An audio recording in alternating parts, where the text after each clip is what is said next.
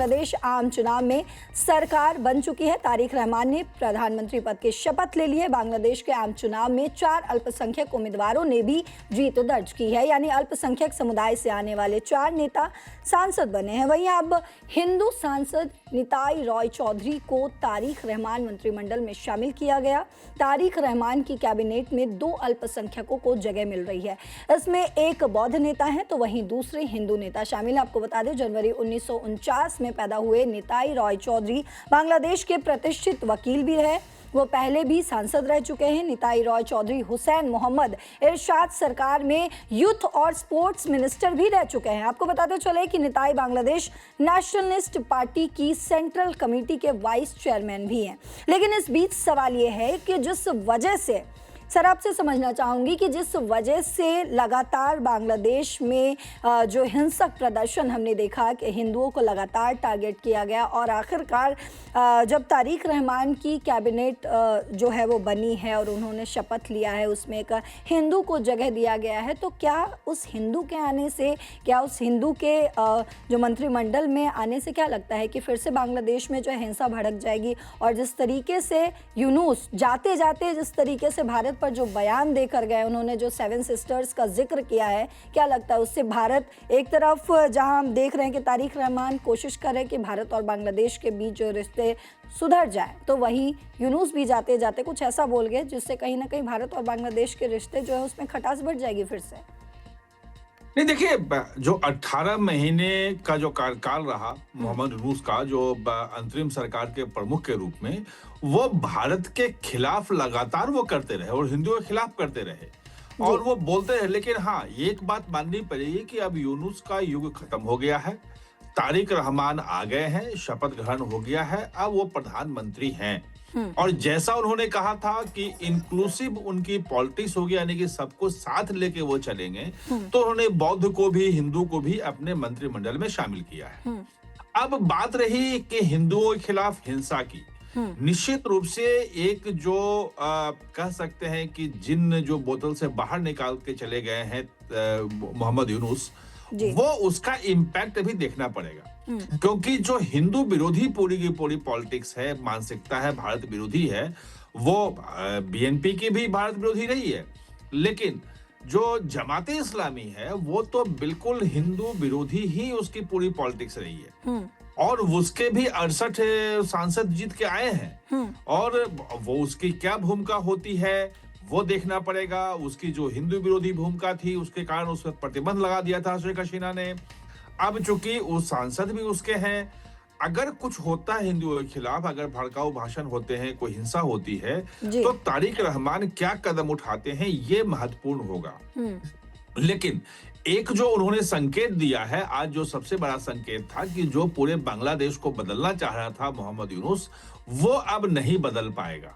जो मैंने कल भी दर्शकों को बताया था कि जब आप पूछ रही थी कि वो जो संविधान में बदलने की बात, राष्ट्रपति को अधिक अधिकार देने की बात, संसद में 2 सदन बनाने की बात, ये तमाम चीजें एक रेफरेंडम उन्होंने करवाया था और रेफरेंडम में दावा किया था कि 80-85% लोगों ने उसमें हाँ कहा है। लेकिन आज जब उसकी शपथ लेनी थी कि भाई वो रेफरेंडम को लागू करेंगे, तो मना कर दिया। हाँ बिल्कुल सर, जुलाई चार्टर को जो है उन्होंने खारिज कर दिया और तमाम जो नेता भी जो हैं उन्होंने भी जो है इसको खारिज कर दिया। तो क्या लग रहा है कि जिस तरीके से शपथ हुआ और इस मंत्रिमंडल में एक हिंदू को, एक बौद्ध नेता को लाया गया है, इससे क्या फिर से बांग्लादेश में हिंसा भड़क जाएगी? नहीं, हिंसा भड़कने की बात नहीं है, हिंसा भड़काने की कोशिश निश्चित रूप से होगी। क्योंकि जमाते इस्लामी है, जमाते इस्लामी से प्रतिबंध हटा है और उसके 68 सांसद जीत के आए हैं और वो हिंदू विरोधी है, हिंदू विरोधी चीजें वो करेगा। हिंसा भड़क भी सकती है, लेकिन अब सरकार में चूंकि तारिक रहमान है और वो कैसे इसको हैंडल करते हैं ये देखना महत्वपूर्ण होगा। क्योंकि हिंदुओं पे हिंसा तो जमाते इस्लामी का जो पुराना रहा है, वो यही नहीं, पाकिस्तान से लेके जहां जहां जमात है, ये जमाते इस्लामी पाकिस्तान हो, जमाते इस्लामी बांग्लादेश हो, जहां भी हो, वो कट्टर जो इस्लाम है उसकी तरफ जाते हैं और हिंदुओं और दूसरे धर्मों के खिलाफ उनका एक एजेंडा होता है। लेकिन अब चूंकि तारिक रहमान ने जो संकेत दिया है, एक तो जुलाई चार्टर को बिल्कुल कह दिया कि भाई नहीं करेंगे, और अब जो बांग्लादेश जैसे था वैसे चलेगा। जो उन्होंने कहा कि भाई हम इंक्लूसिव करेंगे, और उन्होंने जो कट्टर जो छात्र आंदोलन जो संगठन थे उनसे हाथ मिलाने से इनकार कर दिया, जमाते इस्लामी से हाथ मिलाने से इनकार किया। तो और ये भी कहा है कि भाई बांग्लादेश के हित में जो होगा वो हम करेंगे। बिल्कुल सर। किसी के पक्ष विपक्ष की बात नहीं है। और बांग्लादेश का जो हित है सबसे करीब में, अगर कहीं कोई भी जरूरत बांग्लादेश को होती है तो भारत सबसे करीब है उसको। और ये श्रीलंका ने देखा है, मालदीव ने देखा है, बाकी जो देश है, नेपाल ने देखा है, भूटान ने देखा है, सब जो जितने पड़ोसी हैं सब ने देखा है कि भारत कैसे, यहाँ तक कि म्यांमार ने देखा है। म्यांमार में अभी जो भूकंप आया था तो सबसे पहला जो सहायता जो पहुंची थी वो भारत की पहुंची थी, अफगानिस्तान में पहुंची थी भारत की। तो जरूरत पड़ने पे भारत ही कर सकता है, और भारत और बांग्लादेश इंटीग्रेटेड है। इंटीग्रेटेड इस रूप में है कि पानी जो है वो भारत से ही नदियां जाती जो बांग्लादेश में जाती हैं। उसमें अब जो है वो जल समझौता भी होना है, 2026 में कंप्लीट हो रहा है फरक्का वाला। तो उसमें फिर बातचीत करनी पड़ेगी, वहां की खेती के लिए जरूरी है। बिजली सप्लाई जो होती है वो भारत से होती है। अडानी का जो झारखंड में प्लांट है वो पूरा बिजली बनाता है और सिर्फ एक्सक्लूसिवली बांग्लादेश को भेजता है। और ऐसे ही नेपाल से जो बिजली बांग्लादेश खरीदता है वो भारत के इलेक्ट्रिसिटी ग्रिड से होकर बिजली वहां पहुंचती है। जो त्रिपुरा में पावर प्लांट है वहां से बांग्लादेश में बिजली जाती है।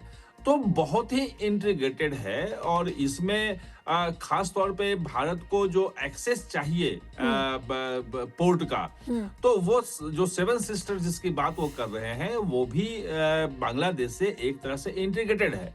अगर बांग्लादेश को काट देगा भारत से और बिल्कुल अलग थलग करके चलाने की कोशिश करेंगे तो स्थिति कैसे खराब हो गई आपने देखा था। जनवरी में तो वहां के जो टेक्सटाइल सबसे बड़ा वहां है, लगभग 70-80% एक्सपोर्ट जो है टेक्सटाइल का होता है। टेक्सटाइल सबसे अधिक रोजगार देता है, सबसे बड़ा उद्योग वहां पे है।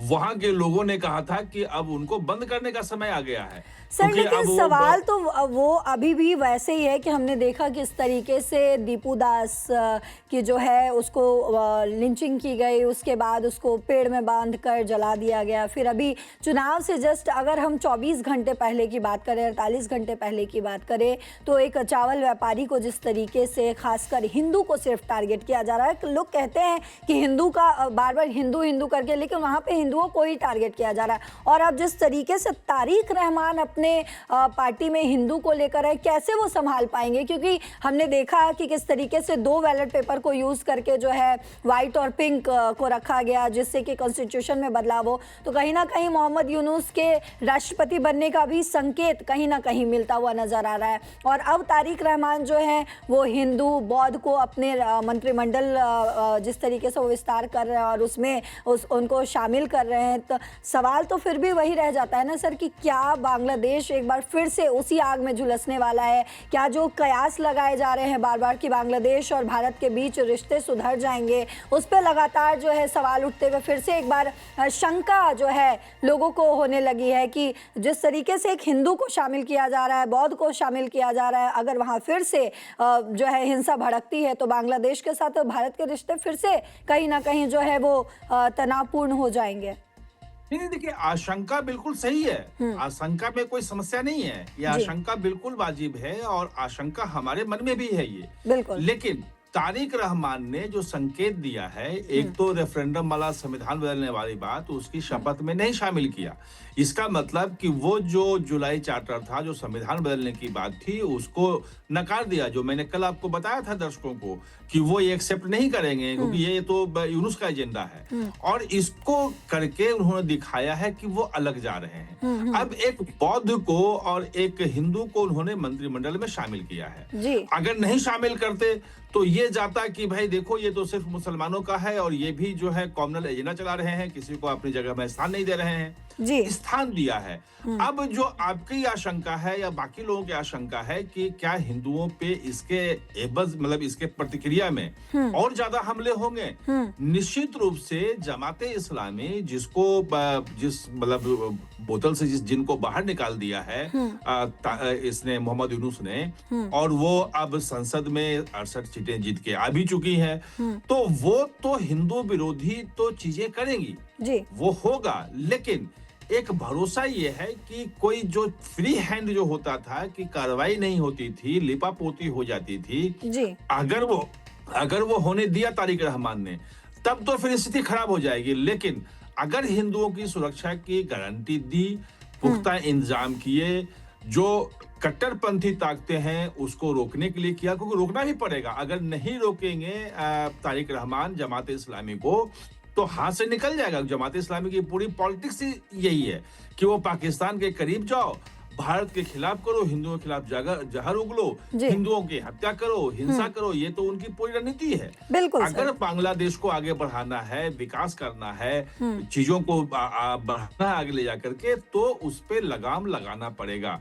इसीलिए तत्काल किसी निर्णय पे ना पहुंचा जाए, अभी कुछ दिन देखा जाए कि क्या होता है वहां पे, और जमाते इस्लामी के जो मंसूबे हैं उस पे रोक लगाना बीएनपी के लिए और तारिक रहमान की सरकार के लिए भी उतना ही जरूरी है जितना भारत में जरूरी है। हाँ। और भारत और बांग्लादेश के रिश्ते इसी बात पे निर्भर करेंगे कि जमाते इस्लामी का जो एजेंडा है उसको कितना रोक पाते हैं। जी सर, इससे पहले हमने देखा है कि जो तारिक रहमान के विदेश सलाहकार रहे हैं वो भी बांग्लादेश ये भारत को लेकर जो जहर उगलते हुए नजर आए, जो जल संधि को लेकर वो जहर उगलते नजर आए। इस बीच कैसे, क्योंकि तमाम तरीकों से जो है, एक तरफ ये कहा जा रहा है कि तारिक रहमान के आने से भारत और बांग्लादेश के रिश्ते जो है वो सुधर जाएंगे, लेकिन खुद तारिक रहमान के पार्टी के ही विदेश सलाहकार जो है वो इस तरीके से बयान दे रहे हैं। नहीं, देखिए, उसमें बयान पे नहीं आना चाहिए। जब समझौता होता है, पानी का हो चाहे किसी का भी हो, तो सभी अपना अपना पक्ष रखते हैं और वो चाहते हैं कि समझौते में उनको ज्यादा मिले। अभी तक जो समझौता था जो 2026 में खत्म हो रहा है, उसमें भी जो निश्चित रूप से बांग्लादेश चाहेगा कि उसको ज्यादा पानी मिले, और खास तौर पे गर्मियों में, क्योंकि बाकी तो बरसात के समय में तो पानी इतना आता है कि बाकी दोनों तरफ बाढ़ आ जाती है। पश्चिम बंगाल में देखा है, बांग्लादेश में देखा है जी। लेकिन खास तौर पे ये जो अभी फरवरी का महीना शुरू हुआ है, जिसमें पानी का फ्लो कम हो जाता है, और ये लगभग जून के पहले मई तक चलता है। ये दरअसल उन्होंने जो कहा है, मैं एक बार वो आपको बताना चाहूंगी। हुमायूं कबीर जो विदेश मामलों के सलाहकार हैं, वो उन्होंने कहा है कि 1996 की गंगा जल संधि को दिसंबर 2026 तक रिन्यू करने का फैसला बांग्लादेश अपने राष्ट्रीय हित के आधार पर ही लेगा।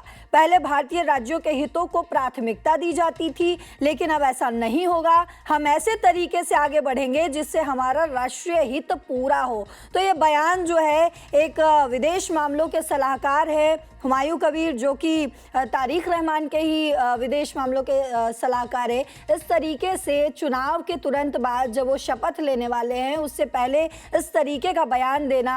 और अभी क्योंकि भारत में जो है वो AI समिट हो रहा है, प्रधानमंत्री नरेंद्र मोदी जो है वो फ्रांस से मैक्रो आ रहे हैं, तो उनके साथ वो बिजी रहे। हालांकि भारत ने भी जो है अपने तरफ से तमाम उनको बधाइयाँ दी और सब कुछ किया गया, लेकिन इस तरीके के बयान को कैसे देखा जाए सर?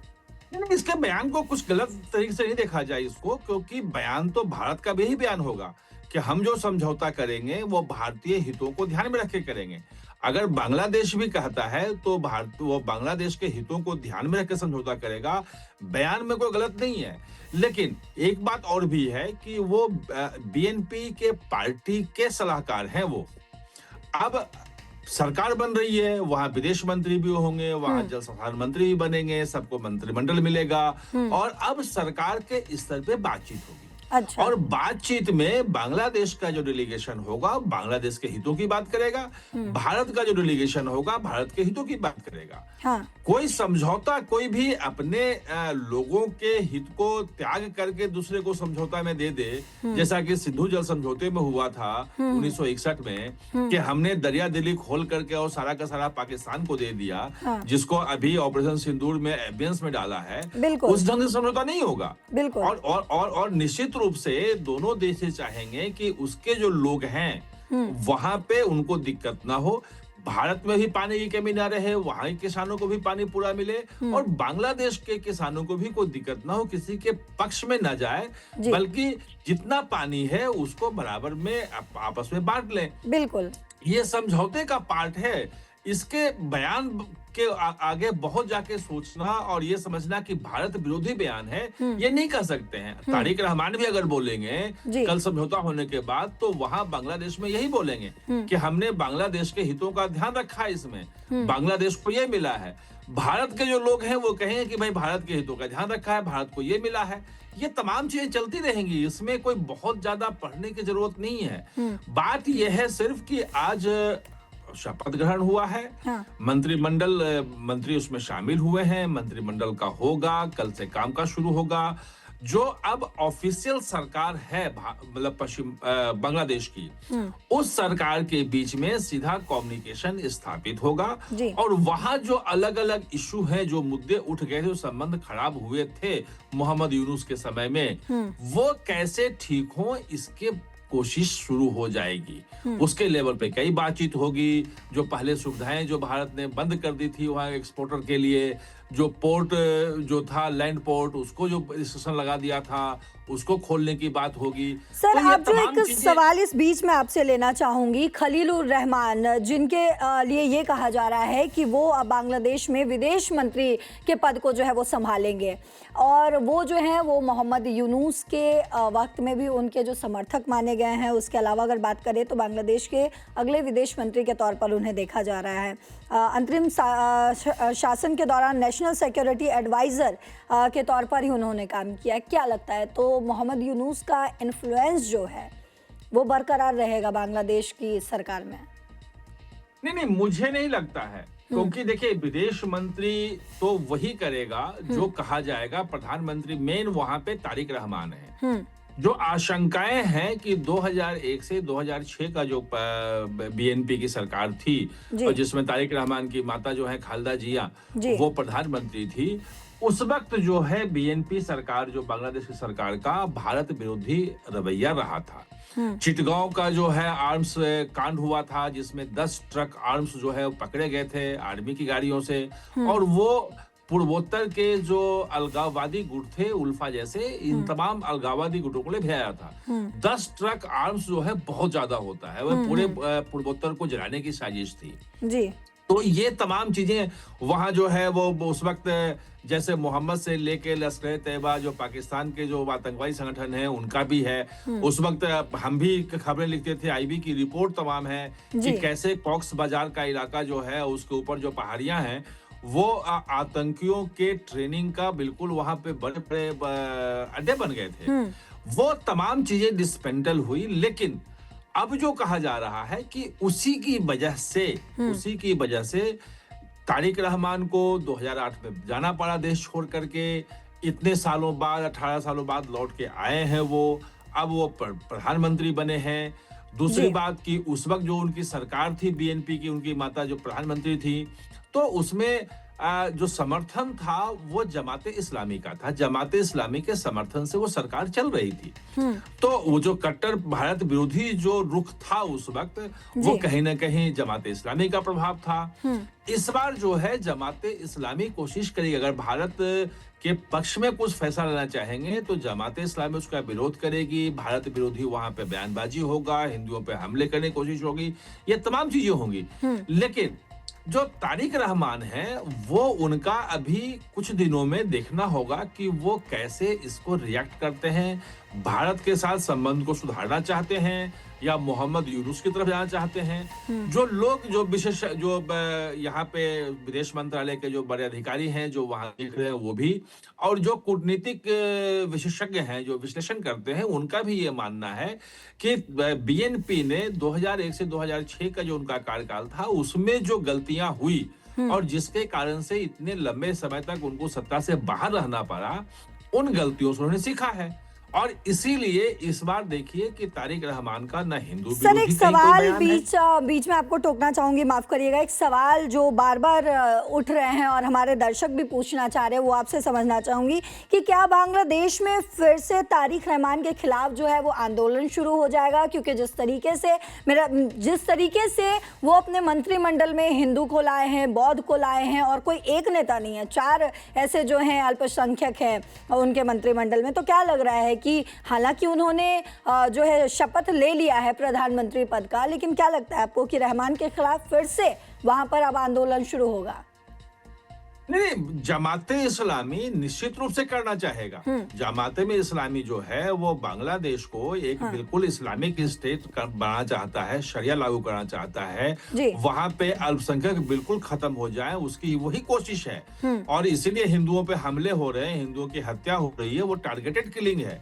भारत विरोधी माहौल बनाने की कोशिश होती है, जी। वो कोशिश करेंगे।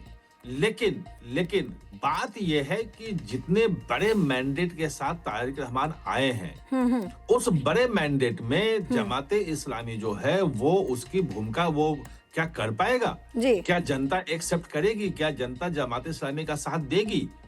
जमाते इस्लामी की कोशिश होगी। इसीलिए कुछ लोग का ये कहना है कि तारिक रहमान के लिए लंबे समय तक पॉलिटिक्स करने के लिए, बीएनपी को वहां पे एक प्रमुख दल रखने के लिए ये जरूरी है कि जैसे शेख हसीना ने जमाते इस्लामी को बिल्कुल प्रतिबंधित कर दिया, बैन कर दिया, उसकी गतिविधियां रोक दी, उसी तरीके से किसी न किसी तरह से तारिक रहमान को भी जमाते इस्लामी को काबू में करना होगा।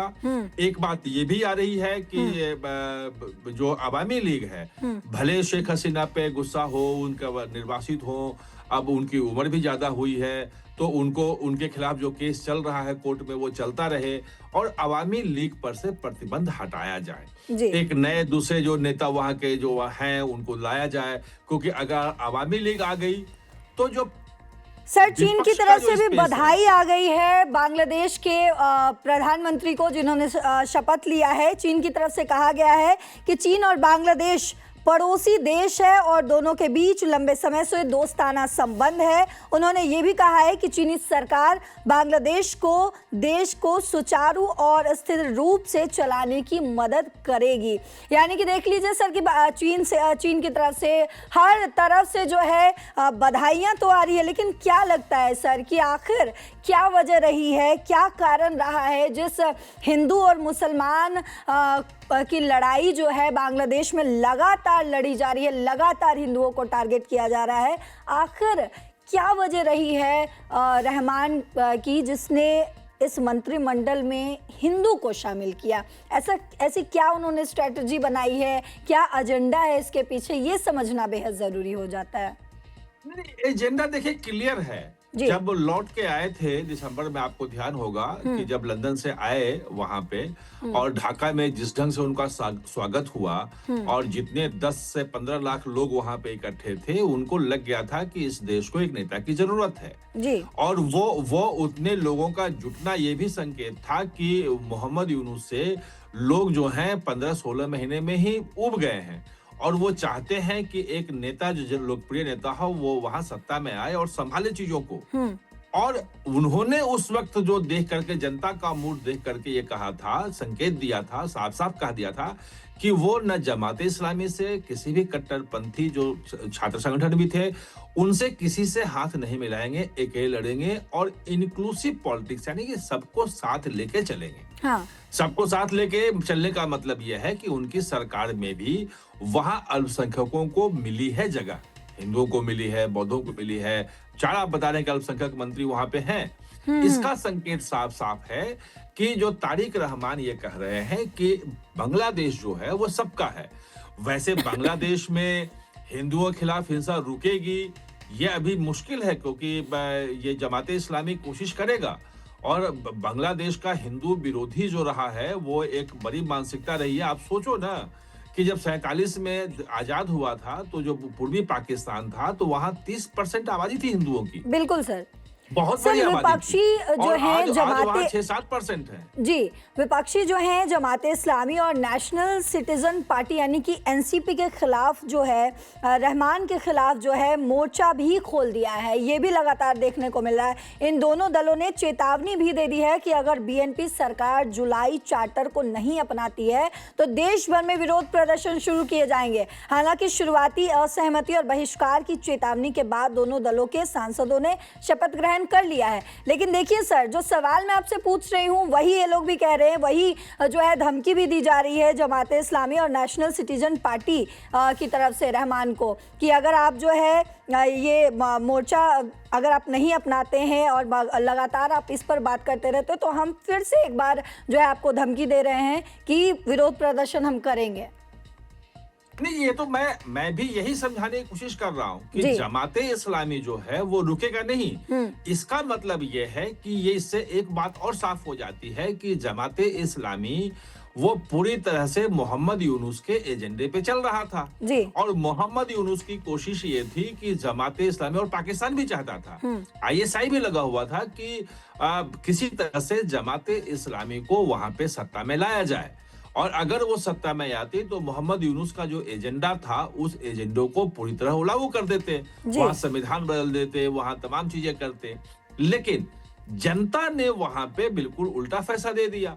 अब बात यह है कि जमाते इस्लामी जो अपनी ताकत दिखाने की कोशिश करेगी वो निश्चित रूप से करेगी, हिंदुओं पे हमले करने की कोशिश करेगी, जो हिंसा फैलाने की कोशिश करेगी, भारत के खिलाफ तमाम चीजें करेगी।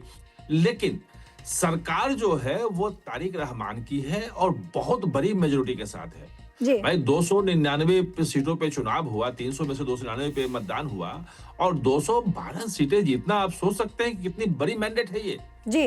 और ये जमाते इस्लामी को लोगों ने नकारा है, बांग्लादेश के लोगों ने नकारा है। हाँ, कुछ लोगों का समर्थन निश्चित रूप से भी है उनको, तभी 68 सीटें मिली हैं। लेकिन ये है कि अगर वो बांग्लादेश को अस्थिर करने की कोशिश करेंगे, जो धमकी दे रहे हैं, तो प्रतिबंध तो लगा हुआ था। जी। भाई शेख हसीना ने कर दिया था, और मैंने आपको पहले भी समझाया और दर्शक भी इस बात को समझ लें कि जब तक जमाते इस्लामी को कंटेन करना, उसको दबा के रखना, ये बीएनपी तारिक रहमान के हित में है। जी। अगर ऐसा नहीं किया तो निश्चित रूप से उसकी ताकत बढ़ेगी, और अगर ताकत बढ़ेगी तो मान लिया कि 5 साल बाद इलेक्शन, आप सोच लो 5 साल बाद इलेक्शन हुआ जी। और एंटी इनकमेंसी हुआ और 2 ही पार्टियां हैं, तो लोग तो फिर जमात इस्लामी को वोट देंगे। सर, क्योंकि आप लगातार भारत सरकार के संपर्क में रहते हैं, लगातार जुड़े रहते हैं लोगों से, तो मैं आपसे एक आखिरी सवाल बांग्लादेश के आम चुनाव पर समझना चाहूंगी कि अगर फिर से बांग्लादेश में हिंसा बढ़ती है, अगर भारत और बांग्लादेश के बीच जो है रिश्तों में तनाव बढ़ने लगता है, वहाँ एक बार फिर से बांग्लादेश में हिंदुओं को टारगेट किया जाता है, तो भारत की क्या कुछ तैयारियां हैं? नहीं, देखिए ऐसा है कि भारत की तैयारी पूरी है, और इसीलिए भारत ने अपने डेलीगेशन भेजा, ओम बिरला को भेजा, प्रधानमंत्री को आमंत्रण था, लेकिन प्रधानमंत्री आज शपथ ग्रहण था और आज ही मैक्रों के साथ, फ्रांसीसी राष्ट्रपति के साथ जो है वो बातचीत थी, तो वो नहीं जा पाए हैं। तो भारत शुरू से लगा रहा है वहां पे, और ये कोशिश भारत की रही थी जब मोहम्मद यूनुस वहां पे हिंदुओं के खिलाफ, आप देखा होगा दिसंबर में, लगभग 20 दिसंबर के बाद हिंदुओं की हत्या शुरू हुई थी। इसमें 20 में 15-20 हिंदू मारे जा चुके हैं वहां। तो वो हिंसा फैला करके, और ये कोशिश में थे मोहम्मद यूनुस कि चुनाव टल जाए जी। और लेकिन भारत की कोशिश ये थी कि एक बार चुनी हुई सरकार आ जाए, वहां सरकार जब स्थापित हो जाएगी, जो चुन के आई है, जनता के प्रति जवाबदेह है, तो उनके साथ बातचीत होगी बैठ के। अच्छा, उनको जो जनता ने जो कि वोट दिया है, तो जनता की जो समस्याएं हैं, वहां के गारमेंट उद्योग जो नीचे जा रहा है, बाकी जो सप्लाई चेन में जो भारत का दिक्कतें आ रही हैं, उन दिक्कतों को कैसे दूर करें। अब जो गंगा का जो फर्क का जो है, उस पे जो समझौता होना है, उस समझौते में कैसे हम आगे जाएं, अभी बहुत इंगेजमेंट शुरू होना है। और आप देखेंगे कि आने वाले दिनों में अब हो सकता है कि तारिक रहमान का पहला दौरा भारत हो जाए, तो कोई बड़ी बात नहीं है। मतलब जिस ढंग से अगर वो संबंध सुधारना चाह रहे हैं, बांग्लादेश की तरक्की चाह रहे हैं, किसी के पक्ष में झुकना नहीं कहने की बात कर रहे हैं, वो स्वाभाविक है। लेकिन पहला रिस्पोंडेंट किसी भी क्राइसिस में चूंकि भारत होगा, तो इसीलिए तारिक रहमान पहला दौरा भारत करेंगे, तो कोई आश्चर्य नहीं होगा, मुझे ज्यादा इसकी उम्मीद है। जी। चीन कोशिश कर रहा है कि हम आपका साथ हैं, आपके विकास में हम करेंगे। चीन शुरू से कोशिश कर रहा है। बिल्कुल सर। उसने श्रीलंका में कोशिश की, उसने हालांकि मालदीव सर में कोशिश हमने की। ये देखा है कि जिस तरीके से मोहम्मद यूनूस की जो अंतरिम सरकार थी उनका झुकाव चीन की तरफ ज्यादा था, लेकिन अगर तारिक रहमान की बात करें, उनकी हिस्ट्री भी देखें तो भारत के साथ उनके रिश्ते बहुत अच्छे नहीं रहे हैं, लेकिन उनका झुकाव जो है वो एक बैलेंस्ड तरीके से हमेशा रहा है। क्योंकि बार बार मोहम्मद यूनूस जब भी गए हैं चीन तो वो बार बार भारत को कहीं ना कहीं नीचा दिखाने की कोशिश की है। वो बार बार अभी वो जब आखिरी बार उनका जब आखिरी दिन था अंतरिम सरकार की तरह, तो भी वो जो है 7 सिस्टर्स की बात कर गए हैं। उन्होंने भारत का नाम लिए बिना उन्होंने 7 सिस्टर्स का जो है वो जिक्र किया। हालांकि अगर हम देखें तारिक रहमान की, तो बार बार यही सवाल और बार बार मन में यही जो है भावनाएं लोगों को आ रही है कि क्या तारिक रहमान जिस तरीके से हिंदुओं को अपने गुट में शामिल कर रहे हैं, अपने मंत्रिमंडल में शामिल कर रहे हैं, क्या वो न्योता दे रहे हैं या फिर क्या उनकी क्या स्ट्रेटजी है? क्या वो न्योता दे रहे हैं बांग्लादेश के लोगों को, मुसलमानों को, कि आप जो है हिंसा भड़काएं? ये जो है लगातार हमारे व्यूअर्स भी जो हमें देख रहे हैं उनकी तरफ से भी ये लगातार सच है।